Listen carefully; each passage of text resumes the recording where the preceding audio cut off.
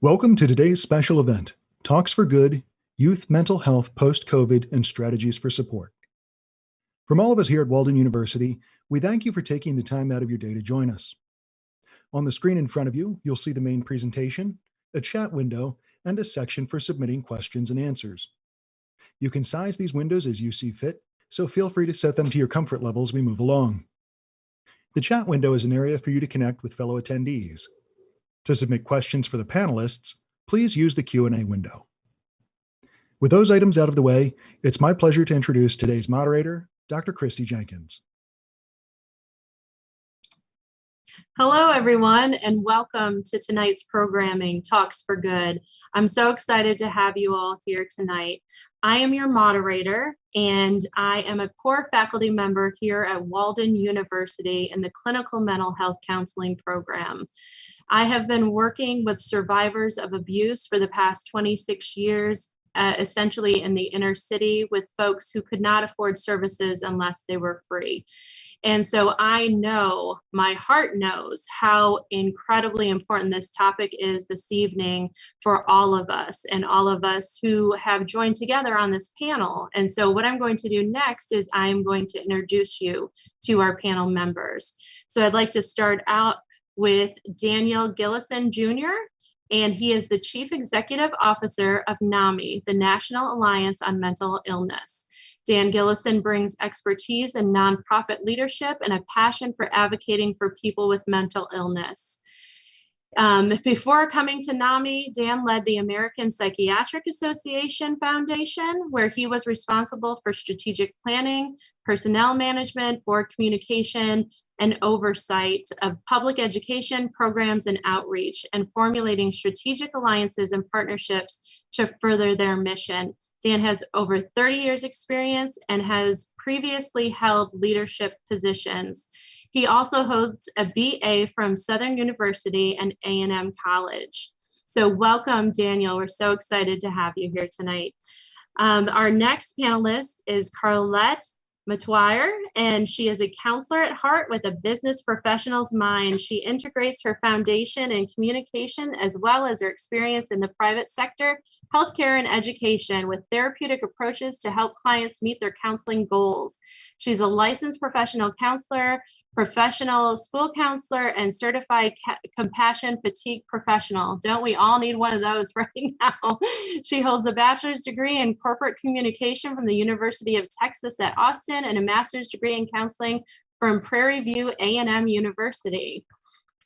Next on our list is Dr. Earl A. Turner. He is a licensed psychologist and assistant professor of psychology at Pepperdine University and the Graduate School of Education and Psychology. His research expertise primarily focused on mental health among racial and ethnic communities, access to behavioral health services, cultural competency, therapy use among parents, and the impact of race-based stress. He is also the author of Mental Health Among African Americans, Innovations in Research and Practice, and is the past president of the Society for Child and Family Policy and Practice. Welcome, welcome, both of you. And last but not least, we have Dr. Christine Crawford, who is the Associate Medical Director of the National Alliance on Mental Illness, so NAMI. Dr. Christine Crawford is an adult and child psychiatrist based in Boston and is an assistant professor of psychiatry at Boston University School of Medicine. Dr. Crawford has a strong passion for using education as a tool for community outreach and engagement.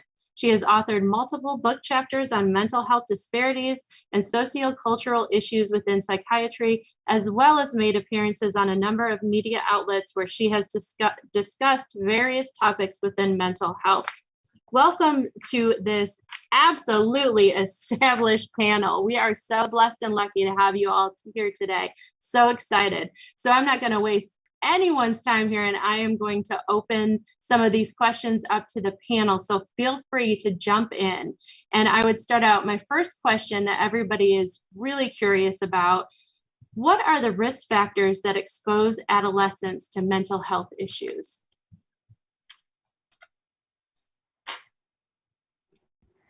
So I can just jump in on that. Given my experience working as a child and adolescent psychiatrist, I've come to realize that a number of different factors come into play whenever I come across kids who are experiencing a wide range of mental health conditions. Some of the things that can increase the likelihood that a young person can experience some mental health conditions are things like having a family member who may be experiencing mental health conditions as well, because we have seen in some conditions that there is a passing down of some of the traits that can lead to one developing a variety of different conditions. The other thing that we see too, and this is particularly relevant to this discussion today, is stress, adversity, and the higher amounts that a kid is exposed to stress, adversity, environmental hardship, that can contribute to symptoms such as depression, as well as anxiety. And so you can imagine during this period of time, a lot of young people were experiencing more symptoms of mental health conditions. And so it's multifactorial. Unfortunately, we don't have a blood test or an imaging test that we can use to determine whether or not someone is definitely likely to develop a mental health condition. But we know this combination between genes and stress and the environment can certainly contribute to these conditions. Excellent. Thank you for that, Dr. Crawford. And I saw many of you shaking your heads because you work with youth as well. So what are some other thoughts on this piece? Dr. Jenkins, Dr. J, thank you all, first of all, and thank you to Walden University for doing this. I think that the conversation is critically important. And having all of these thought leaders speaking to this and speaking to our young people in terms of what's going on is great. In terms of the question, I think last year was an incredible year for everyone, and I think that our youngest saw us as adults, and they saw what we were navigating in terms of the fear, uncertainty, and doubt. And that fear, uncertainty, and doubt transferred to many of them because of the isolation that they were dealing with in terms of the inconclusiveness of when can I get back to visit with my friends? When can I get back to theater? When can I get back to dance? When can I get back to sports? When can I get back to academics? Not necessarily in that order, but that's what a lot of our young people, because that social development was put at risk, and there was a fear of when it would come back, and that created a great deal of anxiety. And a great deal of trauma. We're familiar with ACE and adverse childhood experiences. We're familiar with social determinants of health. Well, there's something else called social determinants of mental health. And when you don't have access to transportation, when you don't have access to healthy foods, when you don't have access to your friends, it creates a tremendous amount of anxiety. And a lot of times we're moving so fast as a society, we treat the symptoms and we never get to that young person's root cause. And that's an opportunity for us in 2021 and beyond. Definitely. And I so appreciate your thoughts on that. And I think about these little tiny human beings, children and adolescents, and they don't have a choice or a voice in all of this. As adults, we can get in our car, we can go away, we can do things, and they are just waiting for us and they're watching us. And guess what? We're scared too. So it's a very troubling time. So I appreciate that. Dr. Turner, I saw you unmute yourself. Did you have something to add there? I did. I appreciate the conversation so far and what was mentioned already in regards to adverse childhood experiences and also acknowledging the context of the COVID pandemic. I think that it's important for us to recognize that kids have struggled throughout this time, and that because of some of the isolation, because of some of the deaths related to family members, because of parents experiencing difficulties with unemployment and all of those financial struggles along with that it can add to stresses that children feel as well.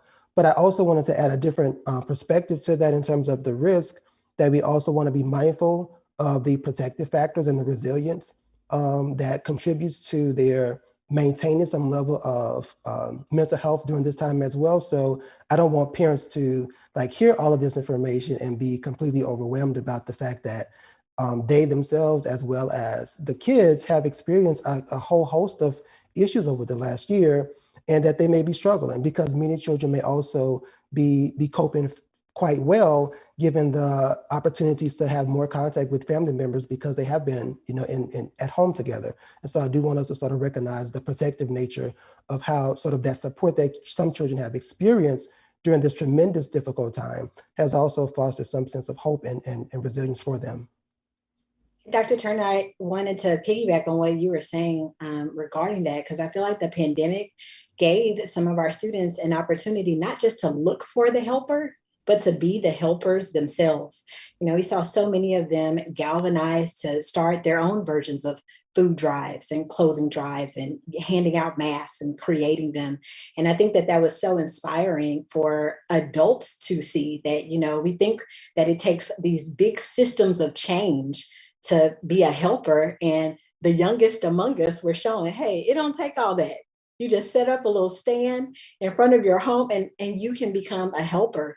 And, in addition to what everyone has so eloquently explained already, I am constantly reminded of the words that we used in the past year and a half: pivot, adjustment.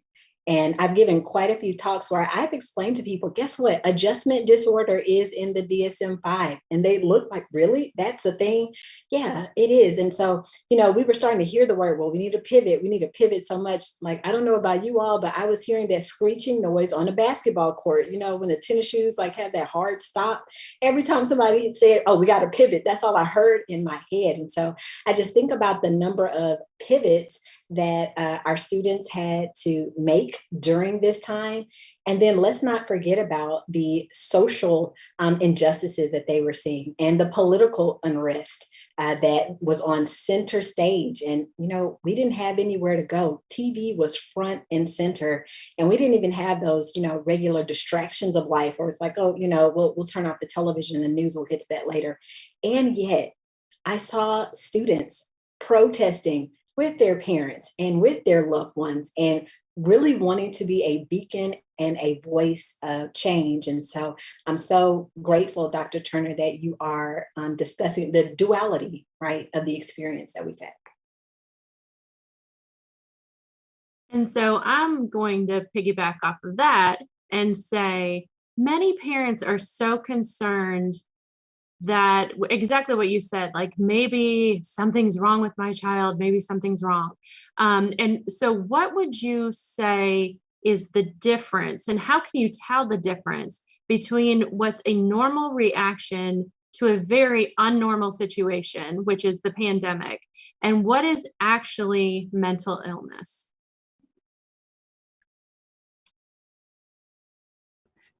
Well, I'll jump on that one.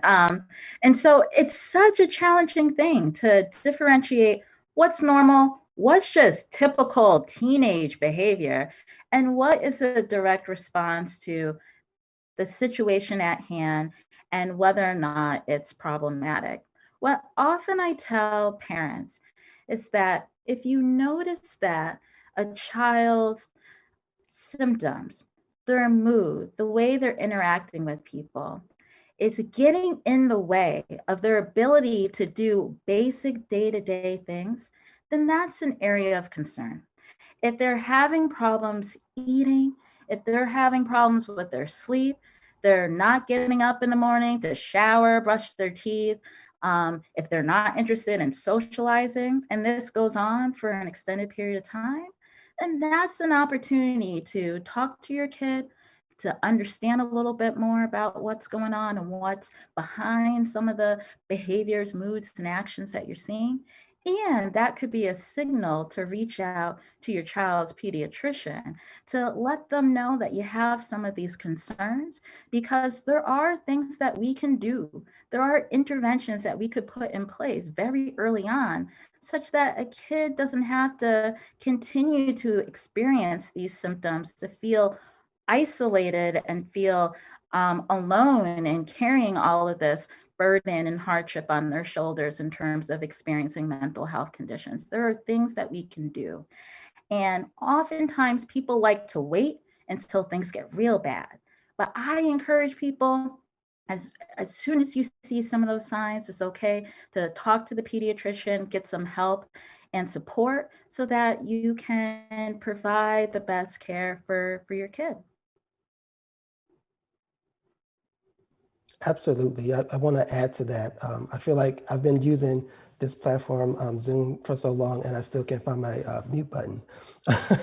So I think as I was thinking about the points that you're making and really piggybacking off of what Carlette mentioned earlier about this nature of pivot, I think that when we think about the stressors that come along with the pandemic, that part of it is that there may be some things that we do that are somewhat adaptive because we're pivoting to adjust to the situation that we're living in. So I think that there may be some times where kids may engage in some behaviors as a way to sort of adjust and adapt to that environment. So in terms of like sleeping challenges for some kids, because they didn't have to get up as early to go to school to catch the bus, then of course they may sleep in a little bit later. So I think you do want to make sure like, how are these behaviors impacting their ability to like adjust to like things are changing for us in terms of our family system or our environment, or are they causing some difficulties or challenges as was mentioned earlier in terms of the length of time that these difficulties may sort of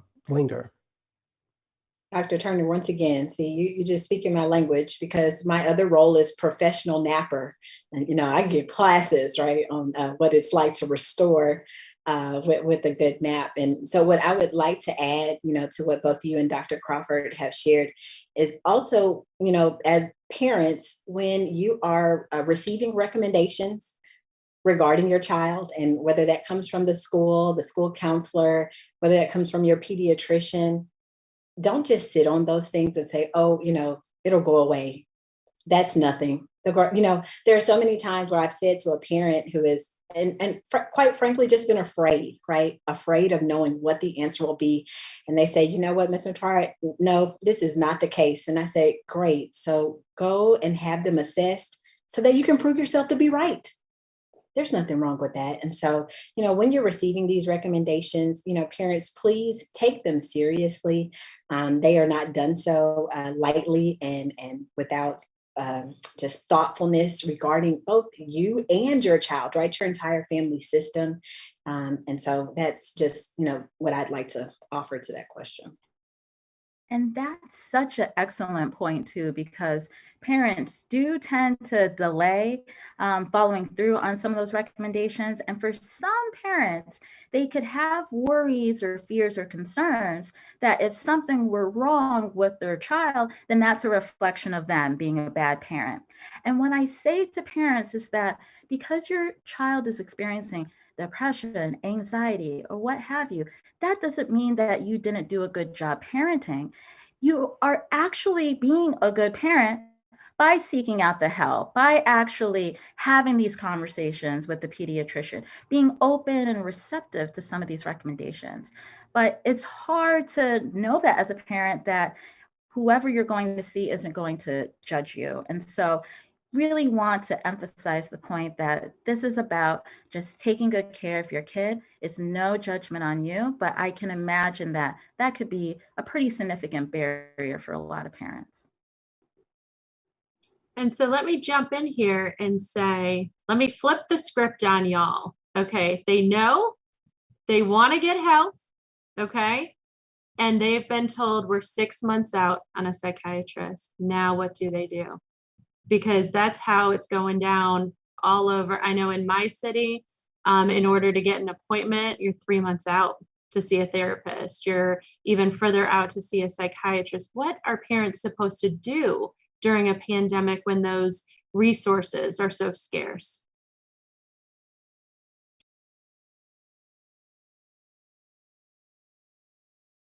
I think one of the, that's a really great point. And I know that I have colleagues who have taken on tremendous caseloads over the course of the pandemic. So I think that, you know, we already know that there have been some challenges with access to care for youth. And I'm not a pediatrician or a psychiatrist, but I know from my own experience with referrals for kids for meds that I've had situations where before this, there were struggles with getting in for services. So I know that there are difficulties. I think from the perspective of therapists, One of the benefits of the pandemic is that there has been increased access to teletherapy or online treatment. And so I think if you're in a city where there may be some limitations, right now there is at least some flexibility to try to look outside of your city, but look within your state. And so there may be providers who may be providing teletherapy online, so that way there's some more flexibility for you to access care from someone in your particular location. So I would encourage parents to sort of look outside of your city if you're open to doing some teletherapy with your family. Obviously, it may be some challenges with younger children doing that, but it is one option to consider. Definitely, Dr. Turner, and that is an excellent suggestion because most states and even nationally have relaxed the onus on the provider, and they are able to have telemental health within their states, and it's still billable and they can get reimbursed and those kind of things because they still need to be able to stay in business as well. And so they've been hard hit because there for a while they couldn't provide services either. Now, Dr. Crawford, I saw your eyes light up a little bit when I said that question. So did you want to add something to that? Yes, because I'm one of those providers that unfortunately folks hear that they have to wait a pretty long time to see me, and that's really unfortunate. I'm part of a team of providers in the Boston area that has examined this issue. And what we have looked into are ways that we can partner with our pediatrician colleagues to provide consultation to them if they were to have patients who are presenting with psychiatric concerns. And so in the Boston area, there are some pediatricians who have my phone number and they call me up. They send me an email if they are encountering a patient who has some significant needs and they're not quite sure how best to proceed. And so we've been providing consultation. We also have been working in community health centers that work with a behavioral health integration approach in which they are accustomed to working with a team of mental health providers, whether it's a psychiatrist, a therapist, community health workers, alongside the pediatrician to provide that support for the child as they're awaiting an evaluation. And so I really like the fact that our pediatrician colleagues do feel comfortable knowing their limitations when it comes to medication management, but I'm lucky to be in a state, I'm in Massachusetts, in which we do have that infrastructure in place to provide telephone consultation and even at times to do it over Zoom. Now, I know that there are a lot of parts of the country in which there may only be a handful of child psychiatrists. Throughout the entire country, there's only 8,000 of us. And unfortunately, most of us are on the East Coast or on the West Coast, and it's hard to find them in between. And I recognize that that poses another challenge, and that's why we are so fortunate that our pediatricians have really stepped up, have really kind of taken the onus to educate themselves about psychiatric conditions, attend various conferences to learn more about what they can do to provide the support. But that's just a bridge, that's just a crutch. And so we really need to try to get more people interested in the field of mental health, especially folks of a variety of different backgrounds to enter the field, because I think one of the issues as to why there's so few psychiatrists, and especially child psychiatrists, is that there's a lot of stigma about being in the profession in general. And so when people grow up, not a lot of folks have the idea of, oh, I want to be a psychiatrist when I grow up. And so the more that we could be accessible to people in the community, the more we can partner with community health centers, partner with schools, and actually show people within the school system what it is that we can do and provide at a young age, then hopefully that can plant the seed in a lot of young people's heads. Hey, maybe one day I could be like Dr. Crawford and go to school and become a psychiatrist. And so that's the only way that we can hopefully reduce the wait times by increasing the workforce, because waiting 6 months is not an option for a lot of people out there. And what Dr. Crawford spoke to and Dr. Turner is both the teletherapy as well as the collaborative care model, which is a model that is a triage model that was developed at the Ames Center at the University of Washington. The reason it was developed was because of the demand versus the supply. And what was illustrated is it in practicality, actually in practice there in Massachusetts. And what it is a model where you go see your primary care physician, and it's a triage model where they then refer based off of what the assessment is with the primary care physician, because there are many more PCPs, primary care physicians, than there are psychologists and psychiatrists and behavioral health therapists. So it is not the answer, because the demand is incredibly high and the supply is even lower. But it is another augmentation to provide services. So that collaborative care model is being taught and then operationalized in communities across the country. Dr. J, I also wanted to add something, really following along the lines of what Dr. Crawford is saying, at least what I think she's saying. It's a paradigm shift, right? So a paradigm shift for our profession as mental health professionals, but then just a paradigm shift in the ways we form relationships with our psychiatrists, our psychologists, and our therapists. And what I mean by that is that, our parents, when we're looking for a pediatrician, right, they're three main reasons that you seek out your pediatrician. You know that there's something wrong with your child and you want to, have that assessed and taken care of. You're not quite sure something's going on, and so you're coming in for diagnostic purposes. Or three, your child is well and you want them to continue to be that way. And so you bring them in regularly for a checkup. And I really want to focus on number three. There's no reason that you can't reach out to a therapist, a psychologist, or a psychiatrist just to have them on tap when the need arises, rather than waiting until something has escalated. And now, right, we're in panic mode and we really need to find someone right now. And so I really try to practice being open when people just want to interview me and say, you know what, should the need arise, at least I have connected with Carlette to understand that she's somebody that I can include in my system of support. These relationships that we're forming, I liken them to dating relationships. You need to know that I'm right for you, and I need to know that I'm the right person, to meet your needs. But there's no reason to say that the relationship forming can't happen well in advance of there being a need. Or maybe you're coming to see me because all is well and you want to continue to be that way. And then the second piece too is that I have come to realize, in working with lots of school counselors, and y'all school counselors are my people, I love them. A lot of them are licensed, but don't work and operate with their license. And so again, that goes back to what Dr. Crawford is saying about this paradigm shift and us feeling confident and willing and having the tools that we need to step out on the work that we did to obtain this license. Y'all, it was hard. And so really, supporting both the professional and then those who are seeking the professional help. I love this rich conversation. And I have to tell you, Dr. Crawford, that I knew that you were a unicorn, but I did not know that there were only 8,000 in the entire United States. So that's why we're 6 months out. Oh my goodness.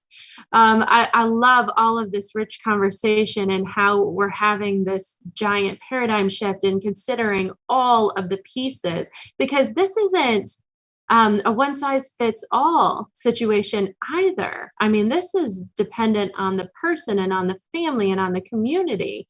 And so we have to consider all of those factors.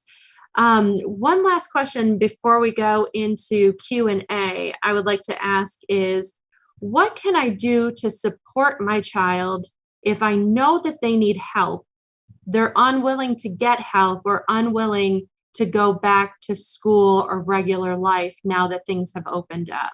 What can I do as a parent? That's a great question. Not an easy question to answer.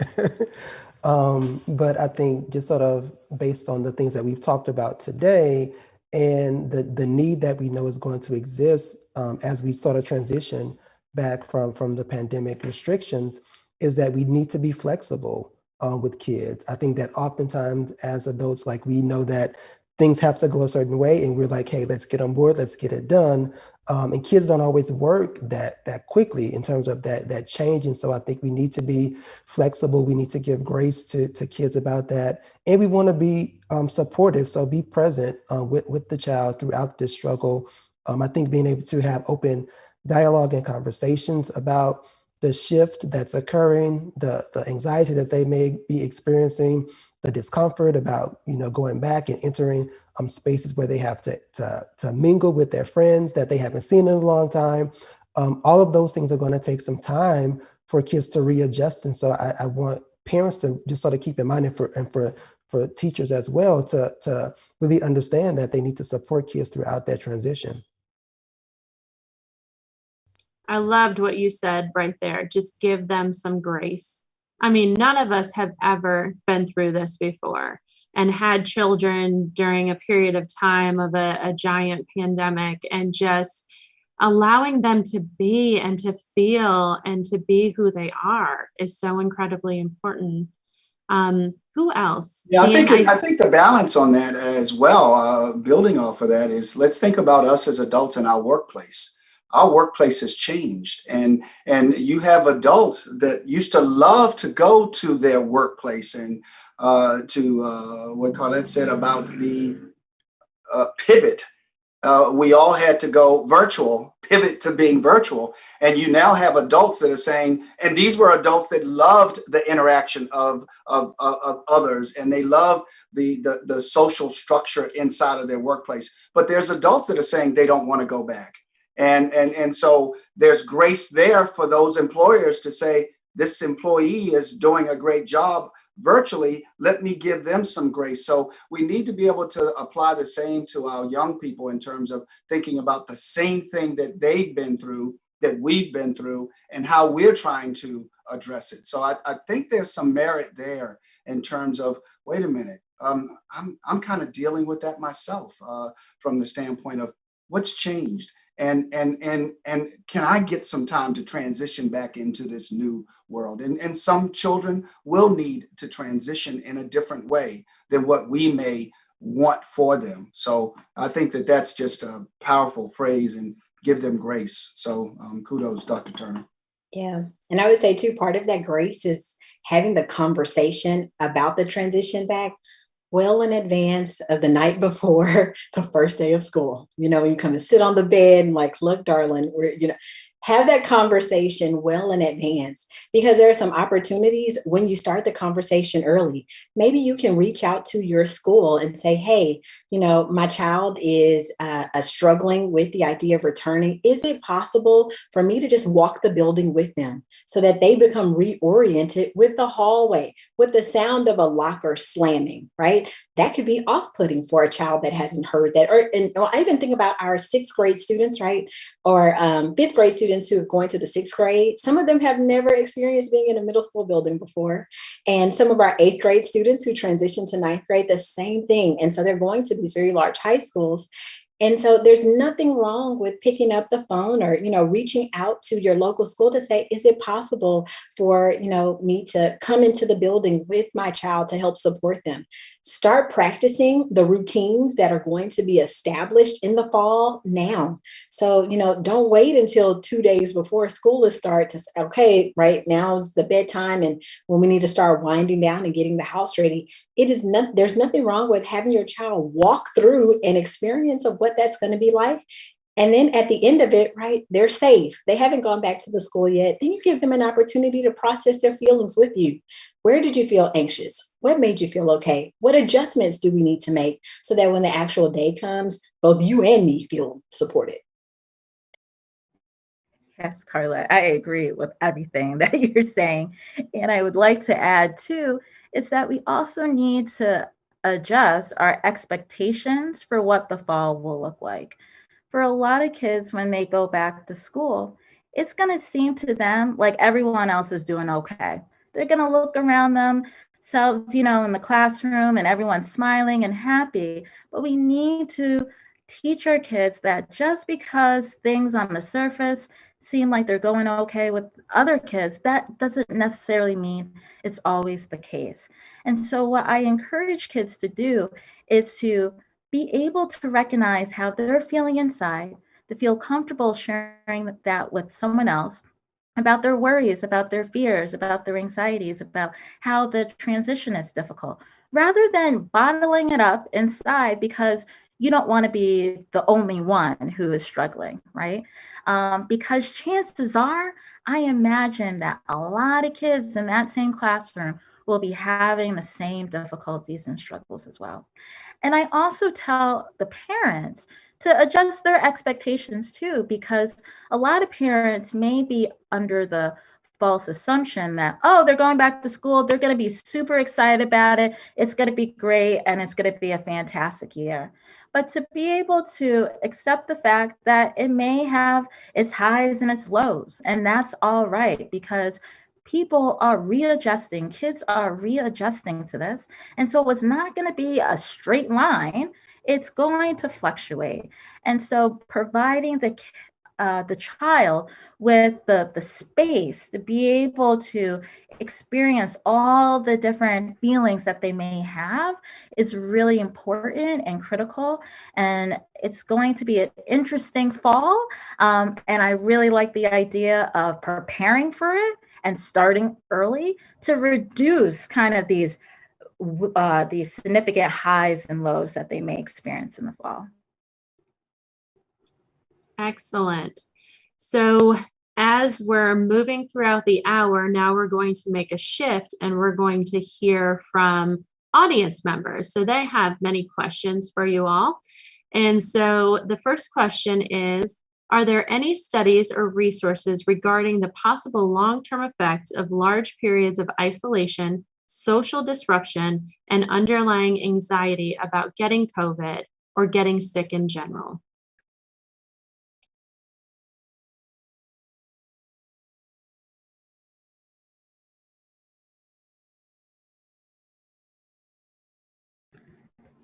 During COVID, we created some resources. Don't know if they address the long-term effects of large periods of isolation. Cannot speak to that, but I would say that there's studies with NIMH and, National Institutes of Mental Health, as well as SAMHSA, that can address some of this. Someone here on the panel may know of some specific one, but we did create some COVID resources. However, they do not address this one piece, which is the long-term effects of long periods of isolation. Yeah, and we're in new territory because this is the first time we've been in the midst of a pandemic during this modern day and age.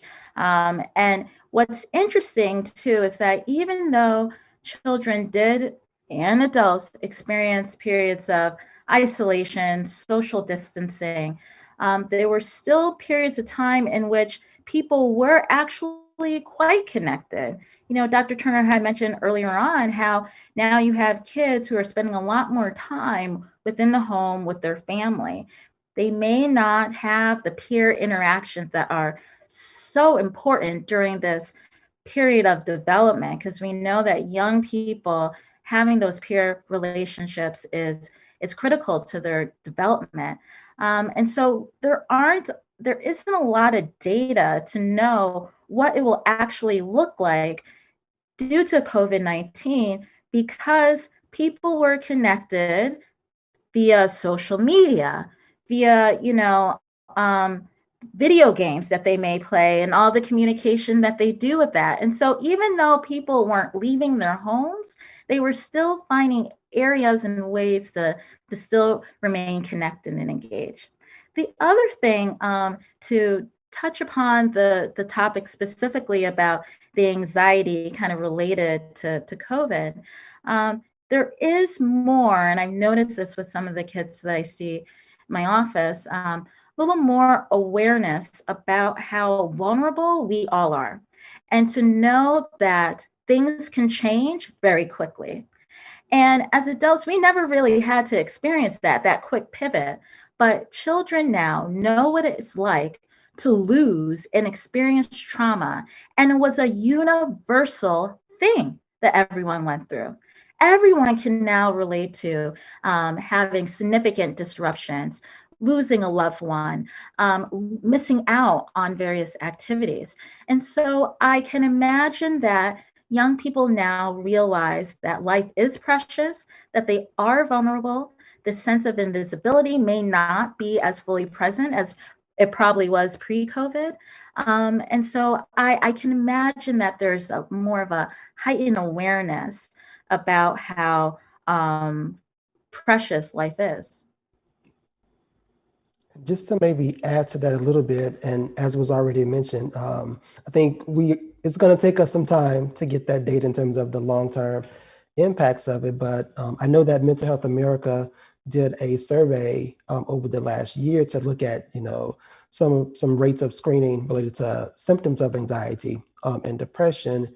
And what they did find in that is that there were some increases in anxiety and depression among adolescents during this particular time period.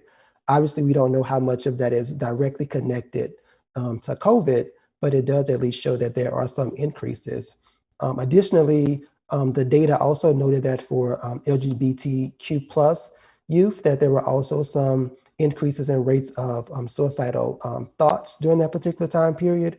And I think that for that particular sort of population, oftentimes when they may not be supported in their environments, let's say at home, then that can lead to some additional challenges and struggles from a sort of mental health perspective. And so I think that those are some of the things that at least some limited data is showing in terms of mental health.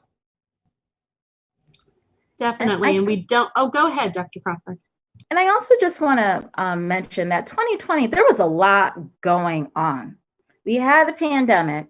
We had this national reckoning around racism. We had the election.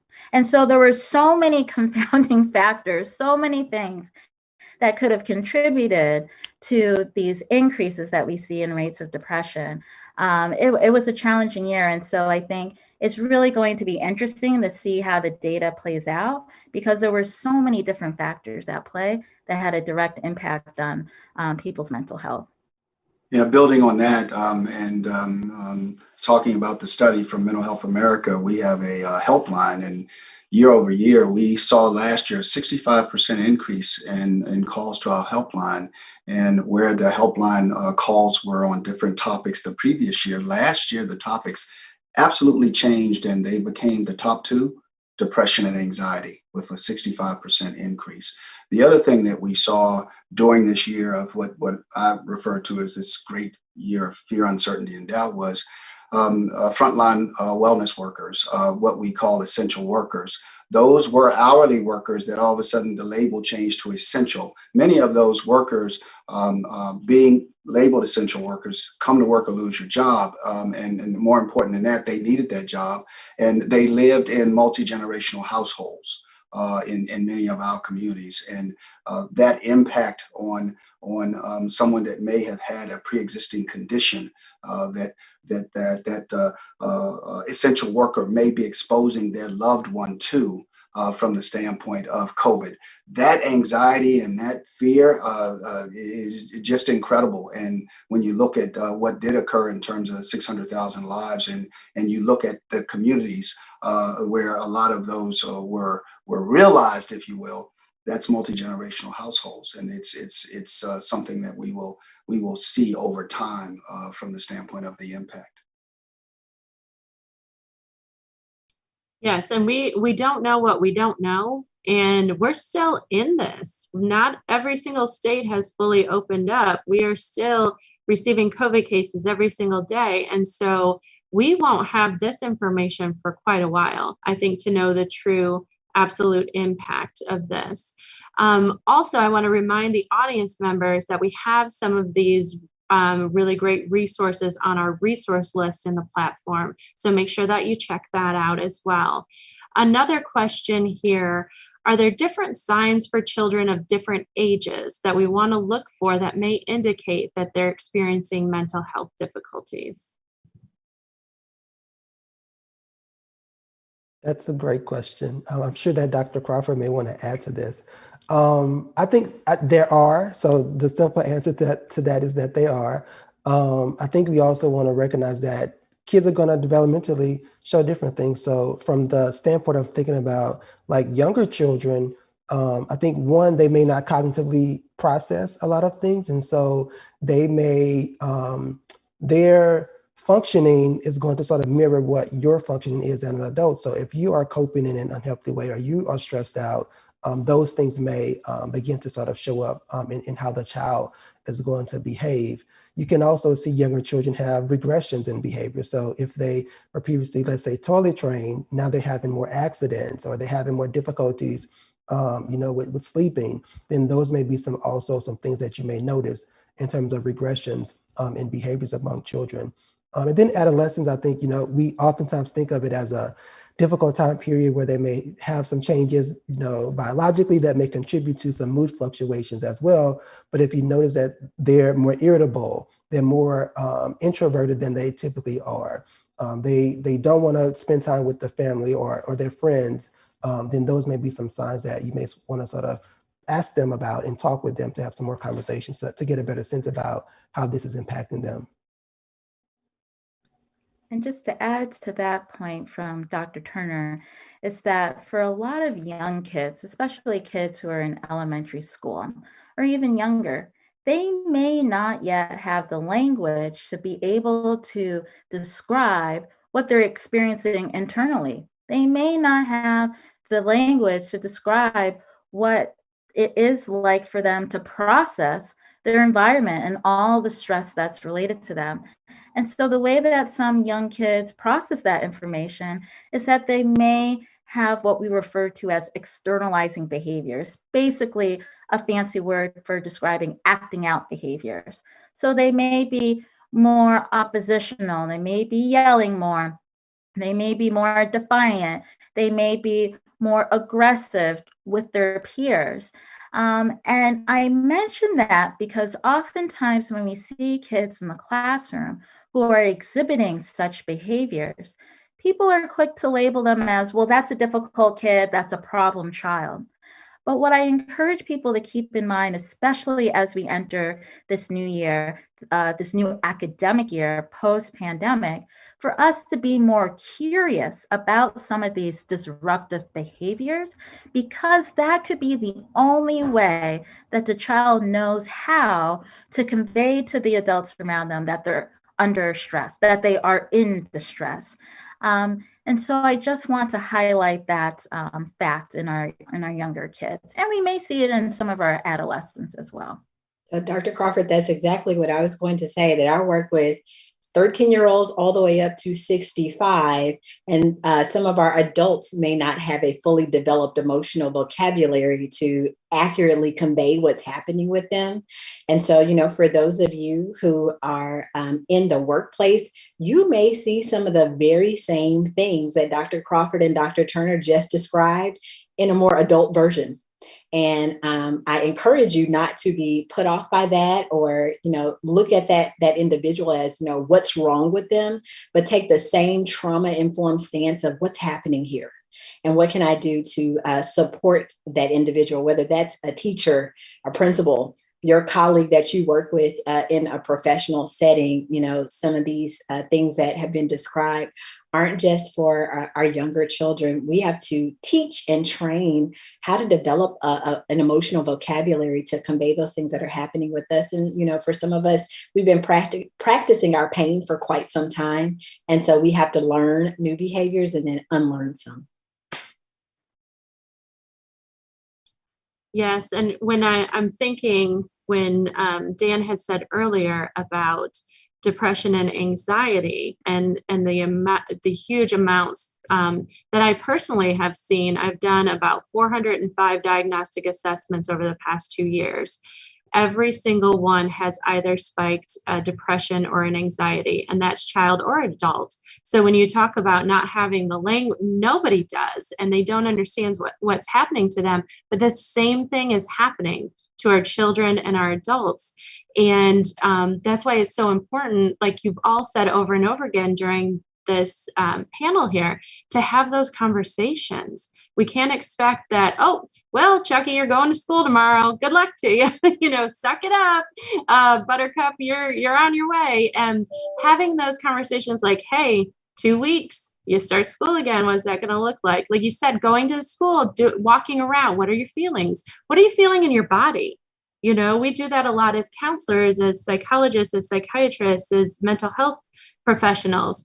What does this feel like? How can I help you? If we don't ask, we don't know. And we need to ask as parents, how can I best help you? And they might not have the answers, but even knowing that we're there for them, I think is really incredibly important. We have a couple more questions that I just want to kind of meld together here. One was, how can I help my child overcome some intensified social awkwardness? So from going from online back into the real world. I think Carlette knocked that out of the park in terms of have the conversation early, have the kind of the orientation early, get in touch with the school, the teachers, the principal, whatever, and just say my child is concerned, and also go to that school with the child and help with that orientation in terms of that assimilation. I think it is parenting is changing as well, and I think that's the answer. I think that is really a great answer in terms of helping the child get over that social awkwardness. If you just send them out, and in the old world that may have worked, in this new world, you can't just say, okay, now go fly. I think they will fly, but with some support. And I think that support would be, as a parent, I'm speaking now. I loved what she offered, and I'm like, that's what I would have done with my daughter. Absolutely. So that social awkwardness is real, particularly if you're transitioning to a school you've never been to, and you wrapped up and graduated from this school. Now you're going to that school. Yeah, that in-person help is going to be needed. Yeah, and I agree with all of those comments. And to add to that, I think once you have that conversation and understand what they may be struggling with and why they may be concerned and potentially feeling awkward about going back, is then that provides that opportunity for you to let's role play and practice. How can you interact with your peers? And obviously it might be a little bit awkward being an adult, having those types of conversations. But I think if you can do that, then it at least gives the child an opportunity to see what does it feel like when I do this or say this with this potential friend who I haven't had a chance to spend time with over the last year, or this person that I may be wanting to sort of gather and develop a friendship with, but I don't know them. And so how can I learn more about people and learn about their hobbies? I think you are going to have to really work with kids to redevelop some of those social skills that they haven't had opportunities to practice over the last year. Yeah, and that leads me to one of my last questions here, which is lots of adolescents feel lost right now. And so what are some strategies to help them find stability in themselves? No, let me go first on this one because I'm not a medical professional, and I'm just going to speak as a dad and also just in the work that I do. And I'm also thinking about my mom, who was a grandmom to our 2 kids, and she passed too early. She passed at 76. So my children didn't get that safe place grandma was the place where they could be vulnerable.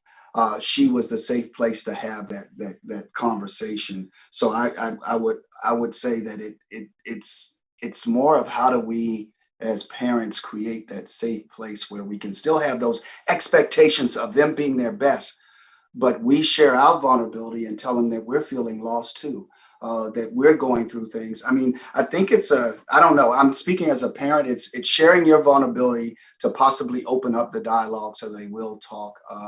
And the role of a parent is evolving from the standpoint of coming out of last year. So I don't absolutely have the answer, but I know that there's a lot of families that had those multi-generational households where grandma, granddad, the great uncle were those safe places to go where that child could really say what was on their mind, because mom and dad had strict expectations, and they could go there.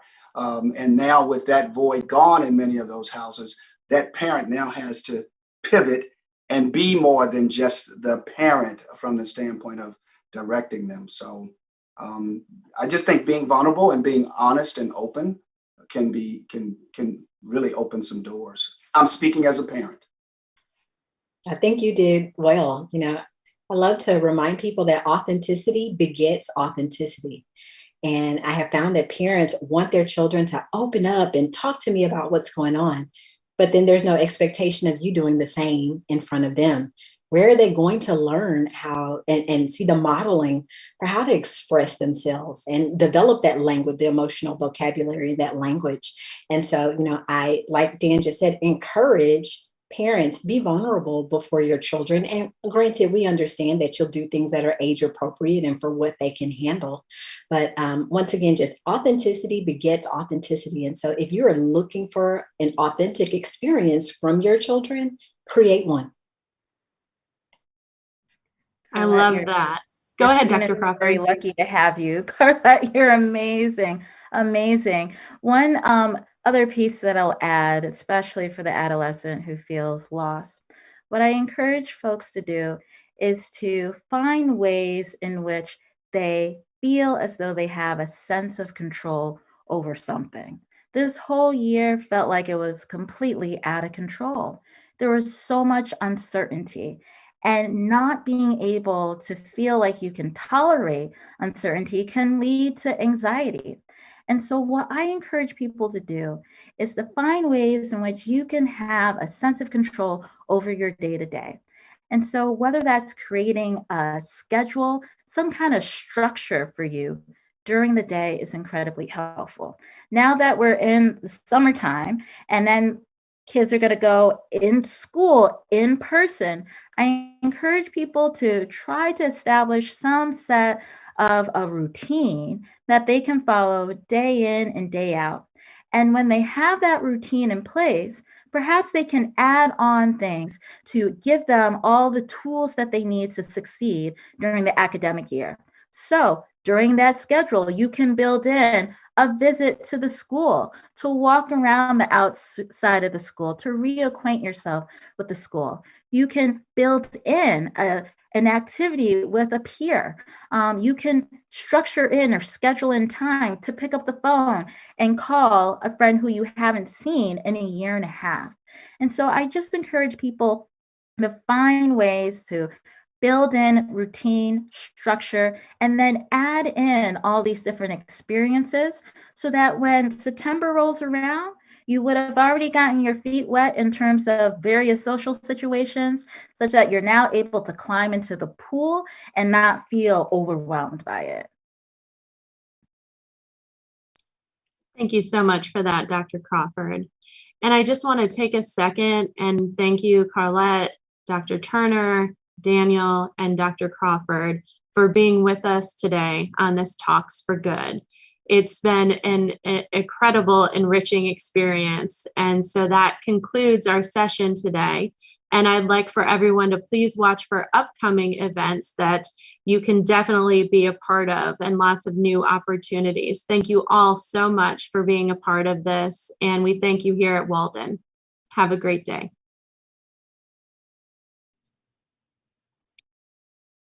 That brings us to the end of our event. We appreciate you taking time out of your busy schedules to join us for this conversation. We encourage you to connect with our faculty, students, and alumni by connecting with Walden on social networking sites like Facebook, Twitter, and LinkedIn. To view other entries in the Talks for Good series, please visit our digital events and webinars hub using the link in the resource list on the toolbar at the bottom of the screen. Thank you again to our panelist and moderator, and to you, our audience, for joining us today. Everyone, please have a safe and wonderful day. Thank you.